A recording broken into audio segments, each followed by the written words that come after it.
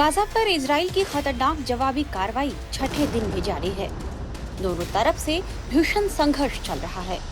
11 अक्टूबर को इजराइल ने रात भर गाजा पर हमले किए, जिसमें करीब 51 फिलिस्तीनियों की मौत हो गई है।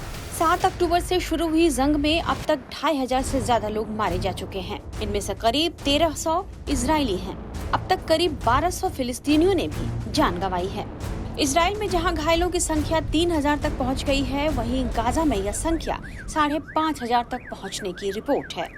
इजराइल सरकार के पूरी गाजा पट्टी को अपने कब्जे में लेने के आदेश के बाद 10 अक्टूबर को इजराइल की सेना ने गाजा बॉर्डर को अपने कब्जे में लेने की घोषणा कर दी है।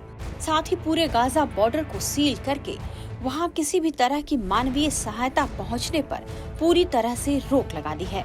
इजराइल के रक्षा मंत्री योव गैलेंट ने अधिकारियों को गाजा पट्टी में खाना, पानी, बिजली और फ्यूल की सप्लाई बंद करने के भी आदेश दिए हैं।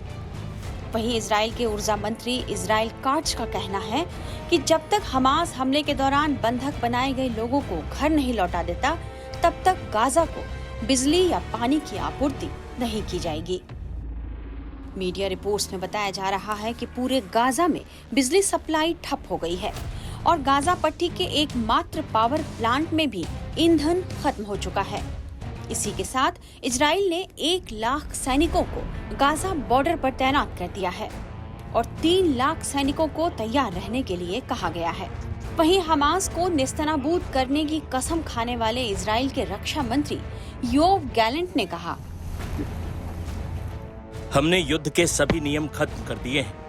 हमारे सैनिक अब किसी भी चीज के लिए जिम्मेदार नहीं होंगे। उन पर मिलिट्री कोर्ट में कोई केस दर्ज नहीं होगा। हमास गाजा को बदलना चाहता था, हम इसे 180 डिग्री तक बदल डालेंगे। वो इस बात के लिए हमेशा पछताएंगे कि गाजा अब कभी भी पहले जैसा नहीं हो पाएगा। वहीं इजराइल के पीएम बेंजामिन नेतन्याहू ने कहा है कि उनकी सेना हमास का नामो निशान तक मिटा देगी। कह सकते हैं कि इजराइल पर हमला करना हमास के लिए एक बड़ी मुसीबत बन गया है। हमास के हमले का जवाब देते हुए इजराइल ने गाजा पट्टी पर बड़ी तबाही मचा दी है। दोनों ओर से रॉकेट, बम और गोलियां लगातार चल रही हैं और गाजा पर इजराइल का कहर बरप रहा है। इजराइल आतंकवादी ग्रुप के ठिकानों को चुन चुन कर खत्म करने में लगा है। टाइम्स नाउ नवभारत डिजिटल की रिपोर्ट।